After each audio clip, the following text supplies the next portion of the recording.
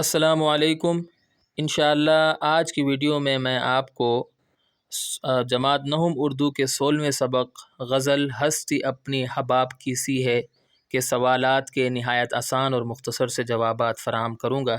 اس سے پہلے بھی میں ویڈیوز بنا چکا ہوں جو سابقہ اسباق ہیں، ان کے جتنے بھی سوالات ہیں ان کے جوابات کے سلسلے میں، اور اس کی ایک پلے لسٹ میں نے بنا رکھی ہے۔ اس پلے لسٹ کا لنک میں ڈسکرپشن میں دے دوں گا اس ویڈیو کے، آپ اس پلے لسٹ کو وزٹ کریں، انشاءاللہ آپ کو فائدہ ہوگا۔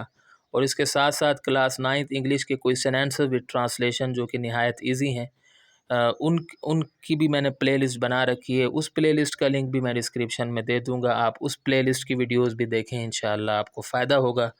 آئیے ویڈیو شروع کر لیتے ہیں۔ سوال الف ہے، اس غزل میں ردیف کون سے الفاظ ہیں؟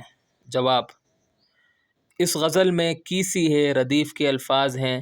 شعر کے آخر میں آنے والے لفظ یا الفاظ کے مجموعے کو ردیف کہا جاتا ہے۔ تو کوشش کریں کہ آپ کا جواب 2 جملوں پر مشتمل ہو اگر آپ اچھے نمبر لینا چاہتے ہیں۔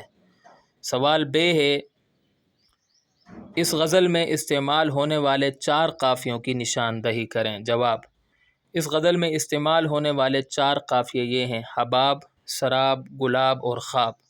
شعر کے آخر میں آنے والے ہم آواز الفاظ کو قافیہ کہا جاتا ہے۔ سوال ج ہے، دوسرے شعر میں ہونٹوں کو کس سے تشبیہ دی گئی ہے؟ جواب ہے اس کا، دوسرے شعر میں ہونٹوں کو پنکھڑی سے تشبیہ دی گئی ہے۔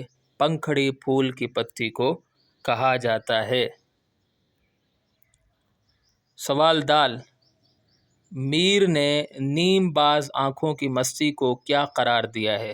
جواب: میر نے نیم باز آنکھوں کی مستی کو شراب کی مستی قرار دیا ہے، یعنی محبوب کی آنکھیں شراب جیسا نشہ پیدا کر دیتی ہیں۔